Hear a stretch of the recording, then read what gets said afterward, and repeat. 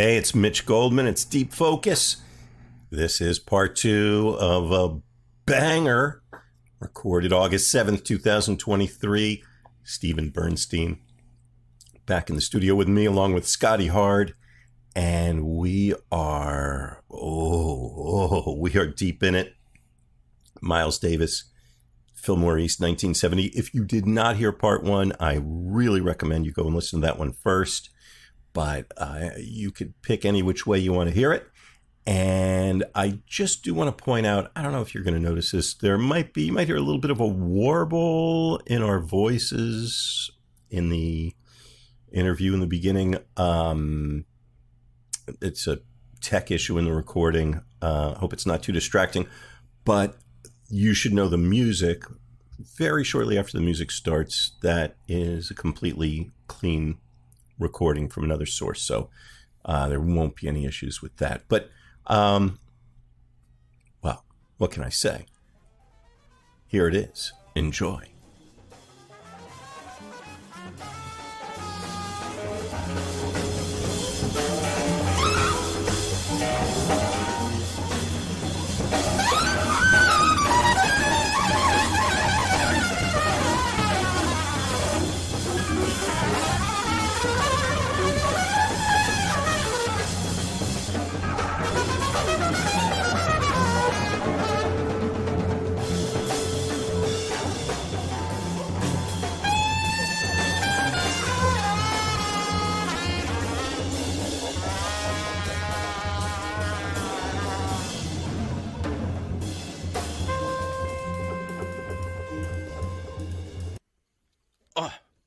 Conks out like that. That's how it stops? It's so painful. You're listening to WKCR FM New York, WKCR HD, WKCR.org. Maybe you're at 89.9 FM here in New York City, or maybe you're listening to the Deep Focus podcast, available everywhere. It's on that phone in your pocket right now, on your podcasting app. You can subscribe to Deep Focus, all free, ad-free. We don't even have a tip cup or anything. You can just it's on the worldwide information superhighway. Giving it away, and you can, and if you go there, you'll find hundreds of other episodes.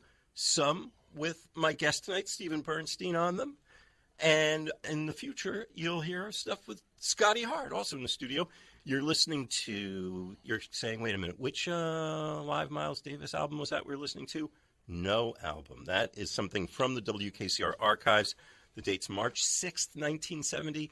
It's Miles Davis's first time playing at the Fillmore East. And he hadn't played the Fillmore West yet either. And, let me ask you guys, Steven, how's this, as a band leader, as a trumpeter, how's this music striking you? Insane. Miles was playing so strong, and you can hear... And that's funny because I was thinking, unfortunately, we didn't get to hear the very end. Does the tape just cut off? Is that what happened? It just kind of rolls out like that. I mean, you hear him cue that last phrase, and it's just so clear. And I realized, I don't know where it came first, but how Don Cherry would do the collages, and Don would play like a little melody, and the whole band would go move to the next thing. And, Miles is doing that, like they're burning so hard, and he just plays that melody. And when he plays that melody, boom, he goes down, bang. Everyone just like, psh, and probably maybe played the theme after that. I don't know. But it was really interesting. 2 solos back, he played what we call a lip trill, where you go, I, which Miles would do finger trills. Lip trill is very hard on trumpet. Something big band trumpet players do. Not so much part of the bebop rep, something like Harry James would do. My trumpet teacher told me the whole story with it was that it was Louis Armstrong started it. And Louis Armstrong had that very intense vibrato.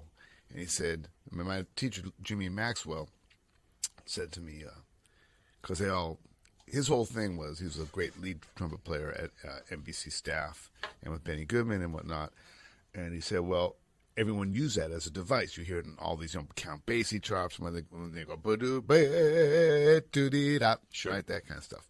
He said, well, Louis Armstrong's vibrato would get so intense, and he played so hard that the note would go bounce to the next harmonic. So it was almost like a mistake that, you know what I'm saying? It's something that happened with the intensity of his air, which then, of course, being Louis Armstrong, he just made music out of it, because the trumpet that wasn't part of what trumpets did, really. Not that way, at least. And it became part of, like, but Miles, I never heard Miles play a lip trill on there, and he plays, like, a really strong lip trill. I'm like, man, he's playing so strong on this, you know.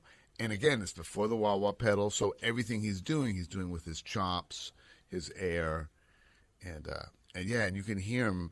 And I assume, you know, we don't see it, but I assume he's giving a lot of those cues when those abrupt edits are like, you know, hand cues or just turning around and looking at the band. But there's a lot of, you know, there's not like endless jams. They get to a certain point and it peaks and it's very compositional.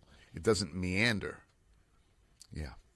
And something we were talking about a little bit off mic, not to go too deep into the fact that legendarily his traditional audience did not get, they were revulsed by this music. They were horrified. I mean, you know, the reports of what his older audience for, you know, his first quintet, let's say, his people were just scandalized by this music. Which, what were some of the things that people didn't quite, and maybe still don't quite get right about what this band was doing and how it worked on stage? Well, I think Stanley Crouch is still not over it. Except he's not on the planet anymore. Well, he's still... he was still not enthused by it. But I guess, it was kind of like the whole Dylan at the Folk Fest, like going electric. Like, people just thought it was blasphemic. But, like, you know, Miles, I mean, that was why he's always been one of my biggest inspirations, is because he was always trying to do something different. And he was, rarely looking back at anything that he did in the past. He was just forward.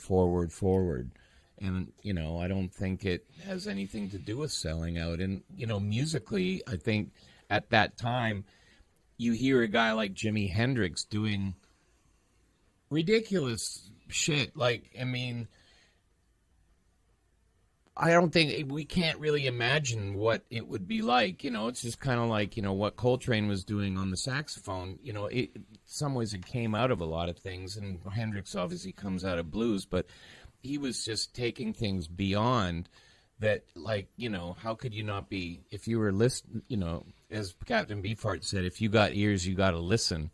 Like, if you heard that, he wanted a piece of that excitement, because, what more was it than that? It was just purely exciting and revolutionary and incredible. And it was. And here's something I like to tell people. People, talk about jazz music. And, being a guy who's, and again, like, I don't adhere to any world.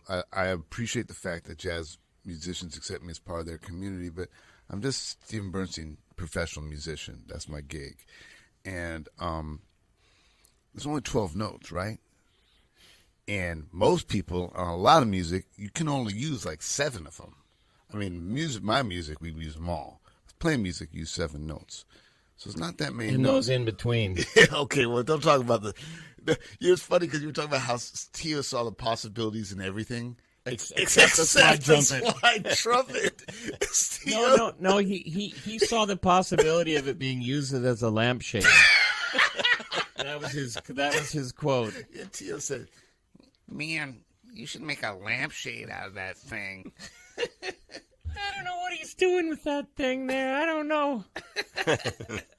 But anyway, and in jazz, of course, we do use all the notes, but the thing that changes, like, you have to understand, like, people think Louis Armstrong and Clifford Brown are different things. But if you look at the notes, it's all the same notes. There's really no notes that Clifford Brown uses that Louis Armstrong doesn't use. There's notes Dizzy Gillespie uses that Louis Armstrong doesn't use. But there's not notes. There's all the same notes. But what's the difference? Well, Louis Armstrong, you have Zooty Singleton playing drums, or Sid Catlett, or Baby Dodds. So you're playing along with that drum beat, which requires a certain kind of rhythm. With Max Roach, you have Max Roach. With Clifford Brown, you have Max Roach playing drums, so that's a different kind of rhythm, requires a certain kind of velocity, but it's all the same notes. And now you have Miles with Jack DeJohnette doing that, man, what we just heard, which is like, talk about revolutionary.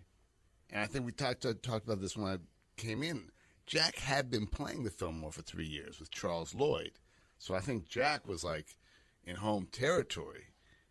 I mean, I just can't believe he's playing on the drums on this. It's just mind-blowing. But Miles, okay, so what do you do? How do you play the trumpet when Jack's doing that on the drums? And that's what we're hearing there. You're hearing Jack. To me, what I'm really hearing almost more than anything is Miles responding to, like, the ferocity of Jack DeJohnette. Miles talks about this very date in his autobiography. Oh, man. And he says that after he recorded, it's funny, he recorded, Bitches Brew was recorded the very same days as Woodstock Festival. They recorded at 52nd Street at Columbia Studios. And after that, Clive Davis introduced him to Bill Graham. And Miles actively, aggressively wanted to court that audience. He knew who they were, and he wanted them to get his music.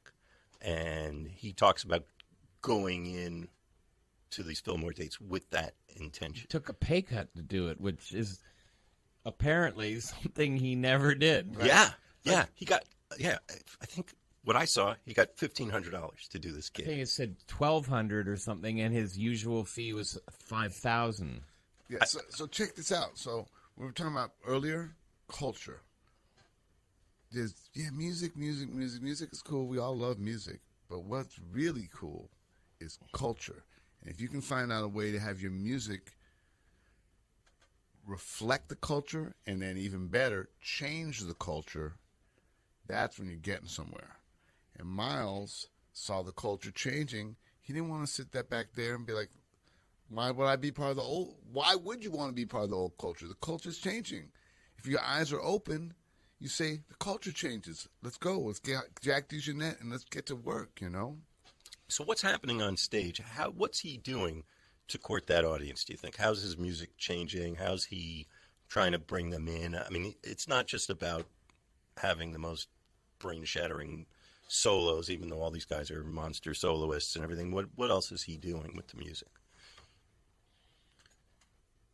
Well, he's redefining it rhythmically, and which is, you find that drummer to do that and play up more of a pocket like that and aggressive. The music's very aggressive, and I think maybe that was one thing that, was his distillation of like rock was like, it's got to be aggressive, I mean, there's vaguely, they do that standard, I fall in love too easily. I fall in love too easily, which is kind of brings it down.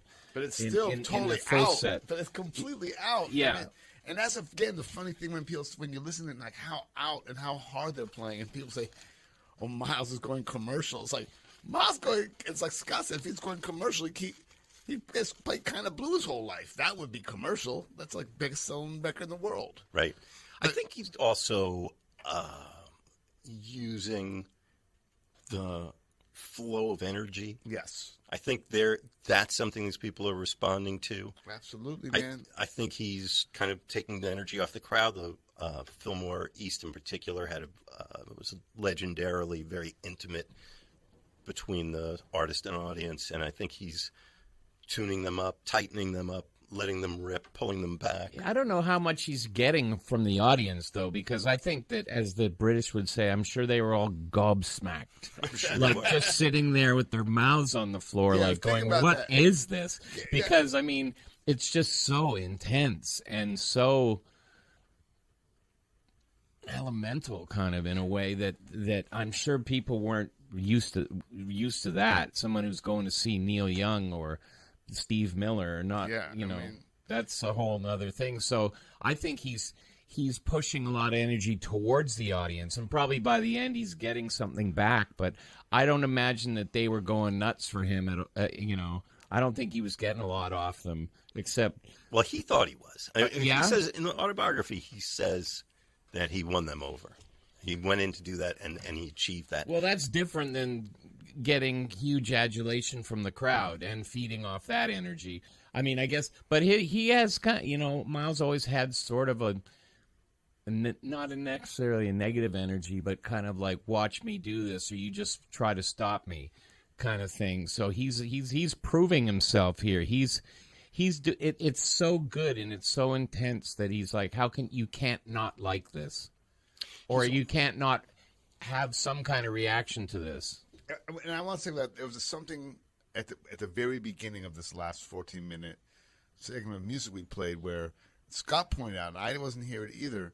It's Chick and I think, I don't know if Jack's playing, it might be just Chick and Ayrton, but there's another voice in there. It kind of sounds like Weird Left Hand, and it's not. It's Dave Holland, and you said, what's he playing through?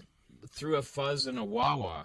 Yeah, and because when I first heard it, I thought, you know, it sounded like what Medeski used to do on the clav, right? And like a real blown out clav thing. And then you realize, like, no, Chick's playing with both hands. There's no way he's playing another. And then I'm like, that's bass. Oh my God, that's so crazy what he's doing. And you get to that point where we're listening hard, and it was so out. And then I said, wait a second, when did Dave Holland and Chick Corea circle?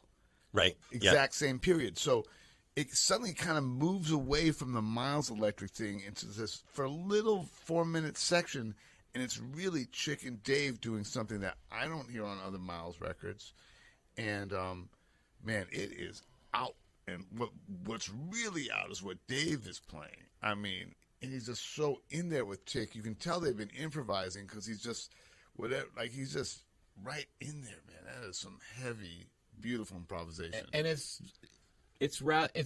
quite textural too. It's just not like, oh, I'm playing this note here, or I'm playing this scale, running this over this chord. It's not.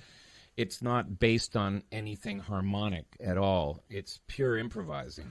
Well, I'll say one more thing I just realized, because I don't want to get too harmonic about music here, but we know that Miles came from bebop, as did Chick. Though Chick, obviously, you know, was another generation. And, of course, Dave Holland came up playing, you know, trap music and bebop. And Jack was a bebop piano player, modern, you know. But Miles was a bebopper. I mean, Miles was stone cold bebopper. And there's this like Miles thing you always hear goes, "We bop." I always hear that. And I always, in my mind, it was always like, yeah, major, minor, root. But then I heard a little different. I realized, no, this is still the diminished Dizzy thing. Yeah. This is like Dizzy. This is like what he got from Dizzy, but now he's shaving off a bunch of stuff, and this is what's left for this, so it can contextualize, not with like the kind of rhythm Dizzy would use, but with all this madness that Jack DeJohnette's laying down.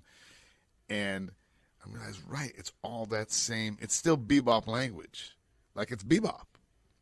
Well, also, you know, yeah. Well, didn't Miles say that it was Dizzy who told him that he had to learn to play piano? Oh yeah, and I seem to remember, I don't know about at this period of time, but he would usually, when I used to go see him, he would always have a keyboard. He didn't play keyboard in this period. No. Yeah, probably no. No, but he did later in the early 70s. I'm telling you, I'm just telling you, man. I'm telling you didn't. Just believe me. Okay. Just believe me, bro. That's why you're here. The show's called Deep Focus. I'm your host, Mitch Goldman. Steven Bernstein in the studio with me. Scotty Hard. We're listening to Miles Davis live unreleased recordings from March 1970. Yes, and one thing I just have to say, because we talked about all the other musicians, is interesting what you mentioned about Wayne's playing, and you do hear a lot of like foreshadowing of the Weather Report stuff, the way he played. Like, you can hear in 1970, like, some of these kind of crazy, I call them, like, the runs to nowhere, where he starts going up the soprano sax and, like, it just feels like it goes and then, like, hits a cloud and stops. And, like, you hear it here. It's like, wow, man. Well, so if you're just joining us, you really blew it. You're really just so late to the game. But we're going to make it up to you. We're approaching the midpoint of the show, and what you heard was the first opening set of this show at the Fillmore East, and the rest of the bill we said at the very beginning of the show was a Steve Miller Band came on second, and Neil Young and Crazy Horse doing their first, as far as I can see, the first gig ever was the headline act. And we heard the first set. There's a whole other set. They clear the house and bring in another audience. And we've got the second set for you we're going to hear as well. And, yeah, they really, you'll hear and you can compare. And it kind of feels like the as wild as that set got, the chains kind of come off in the second set. I think they are hitting even harder. Wayne in particular. Chick, too. But everybody's playing it. Strap in for set 2. Yes.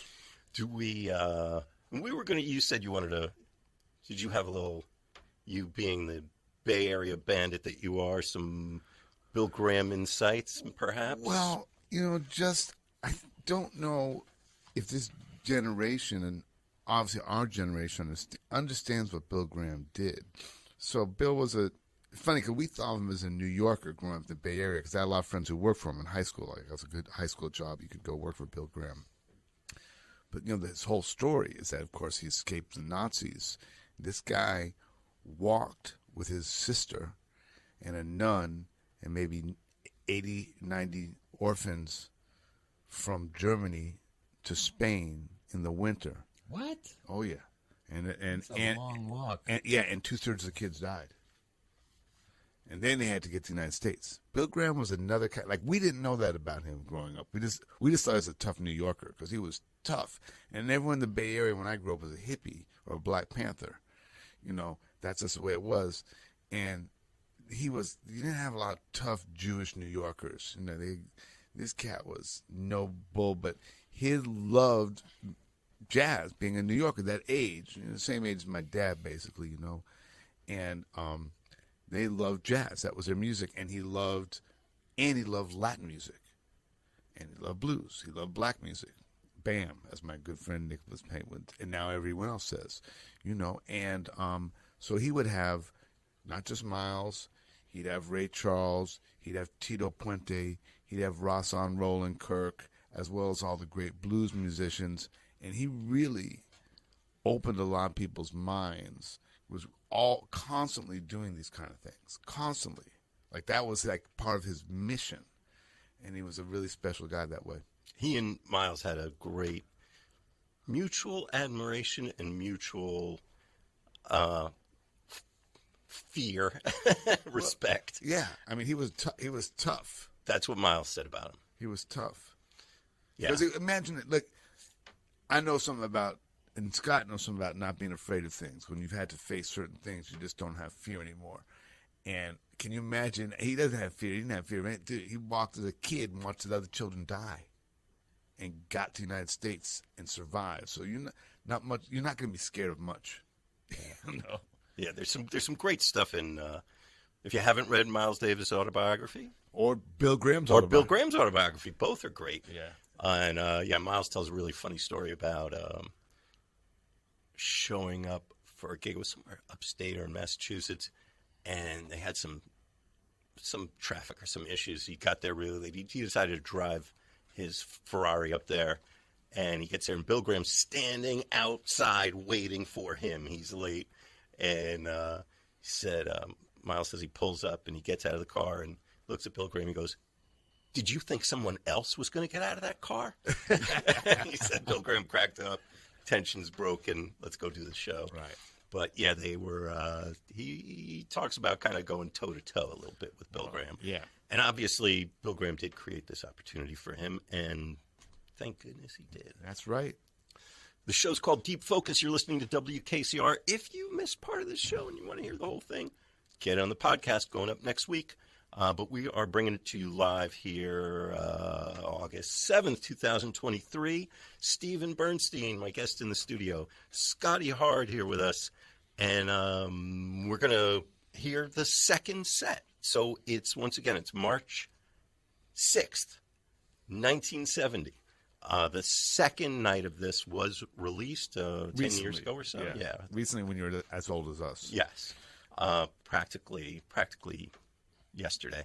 But this one's not released. I don't know why. It's smoking. So once again, you want to tell us the group, members of the group again? You're going to run it down? Who we're listening to? Oh, it's Wayne Shorter on saxophone, Miles Davis on trumpet, Chakria on keyboards, Jack DeJohnette on drums, and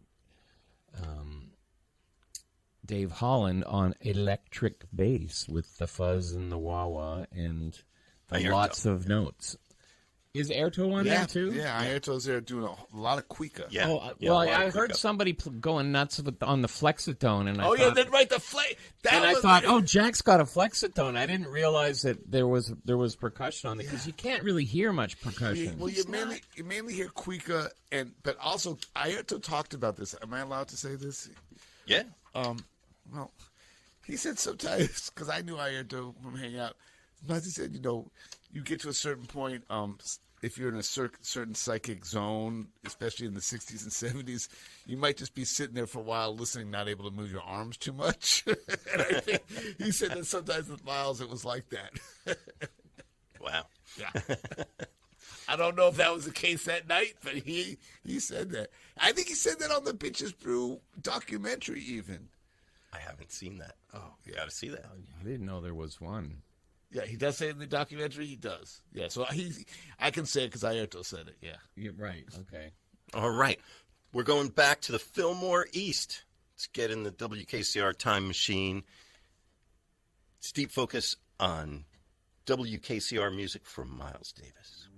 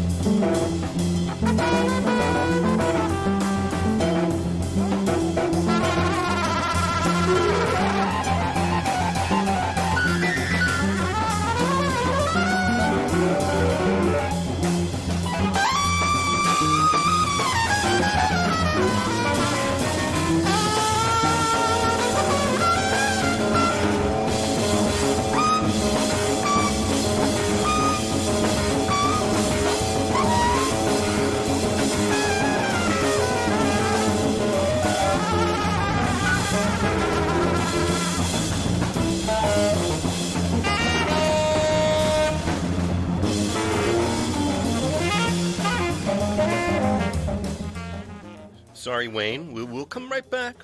But we're going to just take a little moment here in the music to tell you are listening to WKCR FM New York, WKCR HD.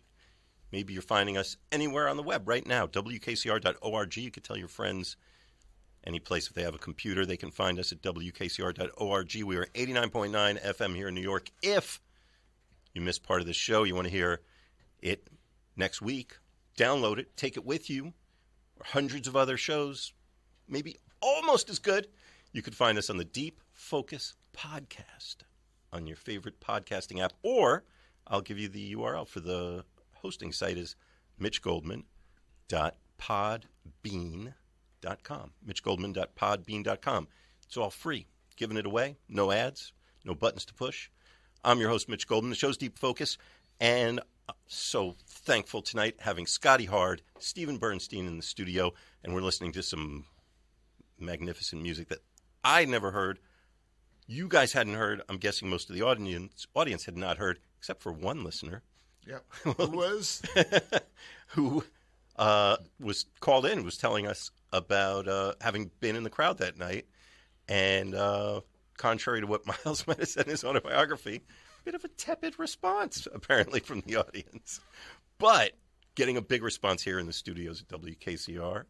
And, well, my goodness, we could start by talking about that explosive solo Miles just dropped. I don't know if I've ever heard him play with more fire than that. It's crazy. It's crazy. It's long and strong. And it's also, I don't know, I'm pretty sure the way it went was he took a solo, and then I don't think Wayne came in. I think it went right to Chick, the what we call the circle part, you know. Right. I think it went right from Miles to Chick and Dave, like really freaking out. And then Miles, and Scott even said, oh, yeah, that wouldn't happen, you know. Tio would have edited that out, Miles. Right. You know. And then Miles comes in, and he starts playing this rhythm that sets up the groove again.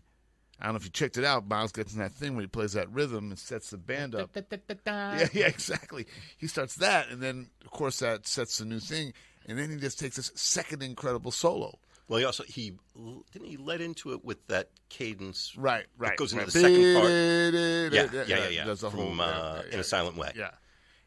And I was also thinking about this as when they finally built a bing, funny because for me, the first time I heard that, because I didn't have In a Silent Way as a kid, whatever. It took me. It was not one of the records I had in high school, but I got a used copy when I started. I was listening to some San Francisco music when I was about 19 or 20, and I got this record, Last Days of the Fillmore, and Santana does it. Oh, like, sure. Ding, and I was like, yo, that's a dope. That's Miles. And that's only a year later. Right, sure. So a year after this, now Santana's playing this tune, which is very interesting. Sanctuary? Whatever Or it's is called. it Directions? No, the one, not No. Directions. The one that goes ding. Called In a Silent Way. It's might be called In a Silent Way, or I don't know, man. Santana playing it. Wow. People, Yeah. people are yelling at their radios They're telling us right what- now, telling us the name of that song yeah, that we're I'm not sure. coming up with. But in any case, though, yeah. But that and then the repartee between him and Chick. because then they bring it down and then back up again. It's crazy. And Miles, that's a long, strong trumpet solo. Is all I have to say. It's about that time. It's about that time. Yep. It's about that time. Yeah, but this whole thing, I mean, I love the way they are continually shape-shifting and that kind of push-pull tension and ripping it open and squeezing it back down, and which they just seem to do at will. Like there's this shared consciousness, whether, I don't know if Miles is signaling for these things or if they're just so on the same page, because this band, almost in its same form, has been playing a lot over the last year. Yeah, so. I think that they are just doing it by intuition, and I don't think Miles is doing any visual cues. I think they're mostly just trumpet cues, because he's sort of well known for not looking at people. But he would do. I've seen videos where he like kind of pulls his trumpet down and Right. gives a cue like that, like make a stop. But I think obviously he usually just like you said, Scott, he hired the right people. Right. Yeah, I think you said that off mic, but yeah, I think that Yeah, I mean, I don't know how many other people in music in general, but in jazz, had such a great ear for talent. Like, I mean, look at all the people who played with them. Like, they're all legends. Yeah. Yeah, well, this whole band, right? You know. Every one of these guys became a band leader. Yep. Airto may be a notable exception, but the rest No. of them... Dude, Oh, I he went, had lot. No, he made lots of He records. made lots Yeah, of records, yeah, yeah. and I used to go see him at Keystone Corner when I was in 12th grade. I saw him a bunch. Did he live in the Bay Area or No, something? he lived in L.A. In fact, Airto. okay. So just a little backstory is that I used to see Airto at my friend Peter, my friend the Engelhardt sisters, Cecilia, Claudia, and Nana had. They were all like around my age, and we always used to hang out at their house. And their father, Peter Engelhardt, made the percussion instruments for Airto, for Shelly Manne, and these metal crashers you see everyone uses. He invented those. He made stuff for the Mickey Hart, and made these would make sculptures for the playable sculptures for the Grateful Dead. And he's a jazz pianist. So people were always at the house, and Airto and Flora were there. And Airto said to me, he said, "Steven, so you want to? I heard they say you really want to do this and become a professional musician." This comes back from where he lives, right? So I said, "Yeah, Airto, that's why I really want to do this." He says, "Well, let me give you a little bit of advice." He goes, "Me and Flora had one hit song, so then we bought a house, big fancy house in Beverly Hills, and got a Mercedes. But the thing is, you still have to have payments on that, and then we never had another hit song." He said, "So whatever you do if you're a musician, like live in your means. Like just because you make a lot of money once doesn't mean it's going to keep coming." He told me that in 12th grade, and I always thought about that. I always made sure to live like that. Like, yeah, but Airto lived in L.A., I think in Beverly Hills, and toured a lot with his band. He had a nice band. What was the hit? What was he? No, Flora had a hit. That first record on Fantasy was Yeah, Butterfly Dreams. What was it called? Butterfly Dreams was kind of a hit. It wasn't like a number one pop hit, but it was a jazz hit record. No, it was a hit record when I was in high school, at least in the Bay Area. Maybe not. Maybe guys maybe guys in Larchmont weren't listening to that. Probably not. Wow. Well, this. What else we got to tell the folks about? Well, I'm just shocked that this is so good and it was never put out. And I guess they just must have had vaults full of great stuff and recording fairly often. So it must have been hard. But this is so intense. Yeah. Like, because I haven't listened to live at the Fillmore for a while, but I know Bernstein knows that one back to front.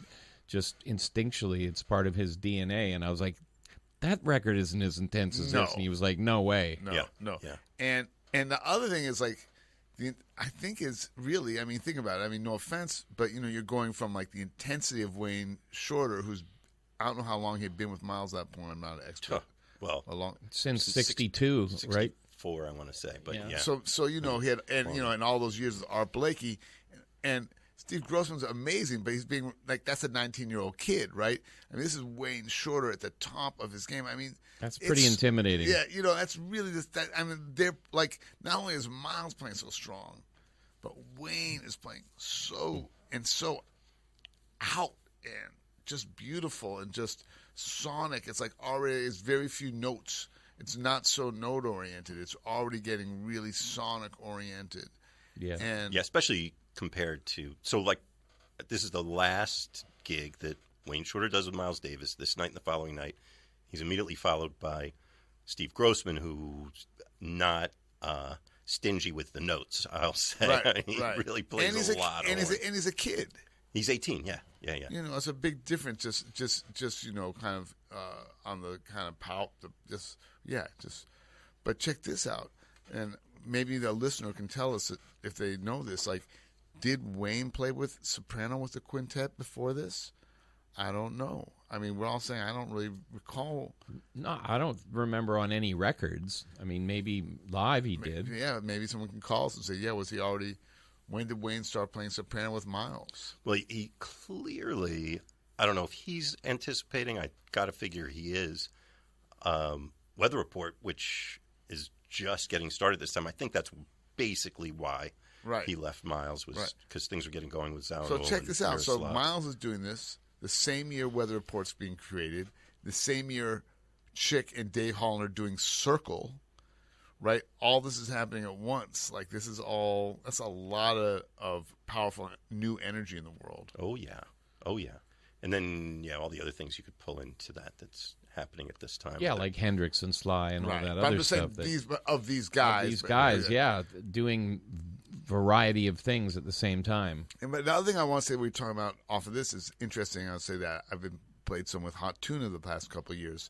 So you're standing right next to Jack Cassidy, and you can hear how much, I don't know if Dave was checking out Jack or Jack was checking out Dave, but there's a whole lot of Jack Cassidy and that bass playing in there, man. A whole lot of it. And they both played with Hendrix around this time, They both played too. with Hendrix around that time, yeah. Yeah. But Dave Holland played with Hendrix. Yeah. In Woodstock, probably up in Woodstock, right? No, I think, I want to say Record Plant. Oh, really? Maybe. Wow.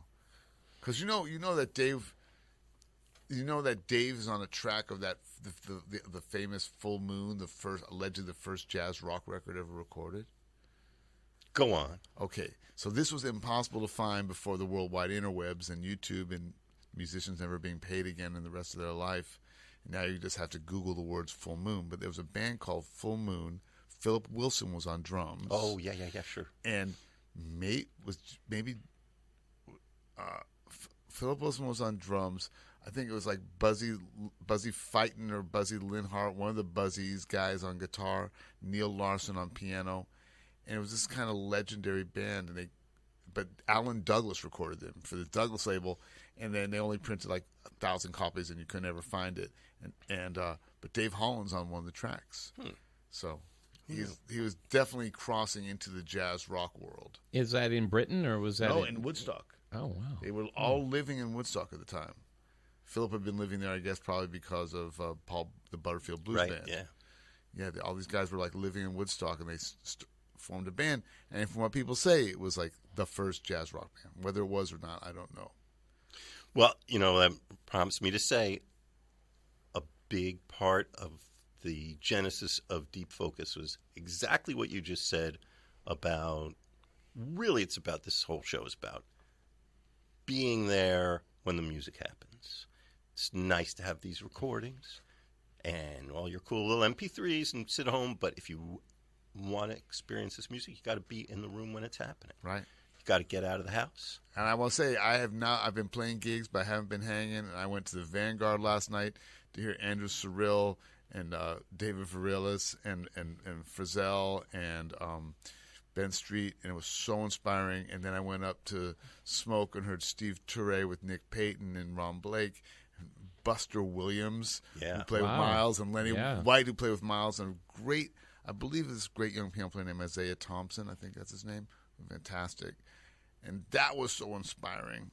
And Buster, that's a good room, too. It's a great room. And Buster at 80, I could not believe how Buster was playing. He played so incredible. So, yeah, go out and hear live music. Support live music, people. Yeah. That's right. Don't just support live music. Experience live music. Experience live. Thank you. I'm going to go one step beyond that. Create live music. Why not? Because you got to be right. I mean, what's live music without the audience? Isn't that like half the show? More than half the show. Right. They're making it happen. Yeah, 55% of the show. Yeah. According to the latest statistics, you got to be out there. You got to be there when it's happening. And somewhere, wherever you are right now, band's getting ready to hit. What are you doing sitting by the radio? Get out there. They're on their way to the gig. They're in their car. They're on their way. I won't give them a hard time then. So if you're just joining us, the show's called Deep Focus. My name is Mitch Goldman, and I've got the great pleasure of being here with Scotty Hard, producer, beatmaster, Steven Bernstein. Wait a second, we're on the radio and we're professionals. We need to plug our record. Yes. Okay. Yes. Scotty. I thought I didn't think that was the focus here, so I was thought we would sneak it in at some point. Sneak. We're deep. That is the Mel Brooks line the whole time. Sneak. That's from Blazing Saddles. Sure. Yeah. So Scott and I have been making records together for close to 30 years, and Scott and I got to record with T.O., with our friend Michael Blake, and we've done all these records. And we have a record out on Corbett versus Dempsey called Sex Mob the Hard Way, and it's really a collaborative effort with Scotty creating the original impetus. Like, all the songs came from Scotty's loops originally. I mean, Scotty started the whole thing. Then we had Sex Mob, and then Scotty did his best to get rid of us. Oh yeah, I couldn't do that. But anyway, if you like music that is likable, I would recommend Yes. The Hard Way. I like also you guys said, I did look at the stuff you guys sent me. Very interesting that the connection with the art gallery and that's part of this, and maybe you could talk about that a little bit and concept. Well, Corbett versus Dempsey is an art gallery in Chicago that also puts out records, and I met them through my mentor. So Sky's mentor is T.O., my mentor was Hal Wilner, and they had just re-released Hal's first record, the Nina Rhoda record, and I met them, and I went on their website, and I didn't know about them. They keep it kind of secret, but if you Google Corbett versus Dempsey and you're a music lover, you're gonna blow. Your mind's gonna get blown. Or a boxing fan. Or a boxing fan, yes. They have available incredible music by Sun Ra, Lester Bowie, Olu Dara, incredible Don Cherry stuff. Van Dyke Parks. Van Dyke Parks. They have the some that Don Pullen. I believe it's the Don Pullen and Milford record that was so hard to find. Just all these incredible records with beautiful packaging. And Bobby. What? Bobby. Which Bobby? The is that the record?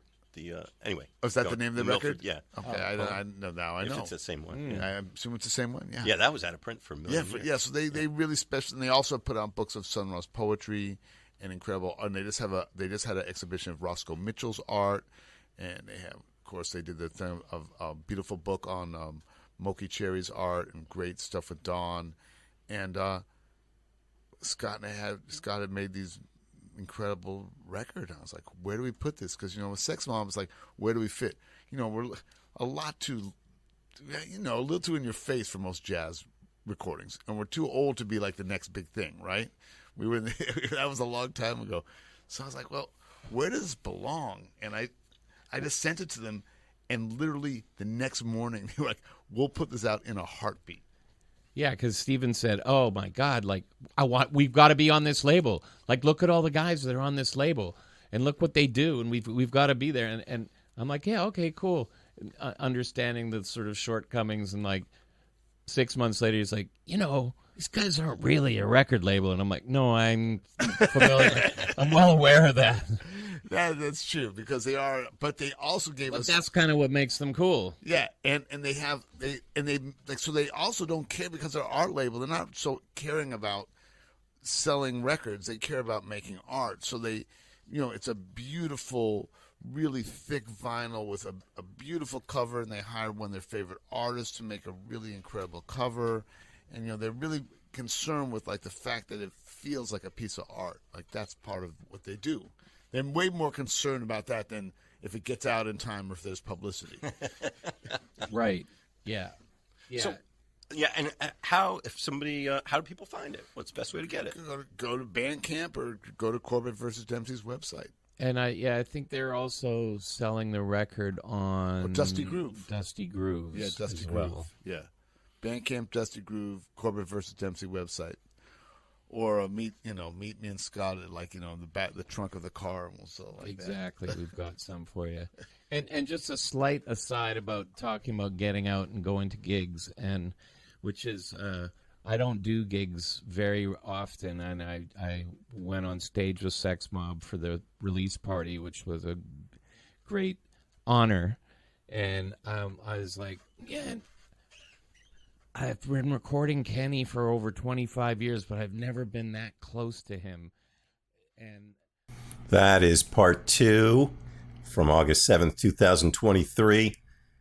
Scotty Hard, Steven Bernstein in the studio with me, your host, Mitch Goldman, a deep focus on Miles Davis. There's 3 parts. So if you haven't heard the other 2 parts, by all means, seek them out. And if you haven't subscribed to this podcast, I'm going to make you a special offer. If you subscribe now, you will get the first 30 days for free, followed by free forever, because it's always free. It's never not free. It's always free. But if you sign up now for the next 90 days, it'll be ad-free, because it's always ad-free. So sign up, and then you'll get a little notification when a new show pops up. You just sign up on your favorite podcasting app, or you can come to the hosting site, which is mitchgoldman.podbean.com. Let me also tell you that you can email us. We are deepfocusnow@gmail.com, deepfocusnow@gmail.com. You can also find out more about the show at the hosting, not the hosting site, I gave you the hosting site is mitchgoldman.podbean.com. There's also some other information at my personal site, mitchgoldman.com. Pull down the About Deep Focus tab and you'll get a little more data. And there's a search bar in there. You can look up past episodes. This is Scotty Hard's first time on the show with me, but Bernstein's been on the show with me before. We've done some great ones.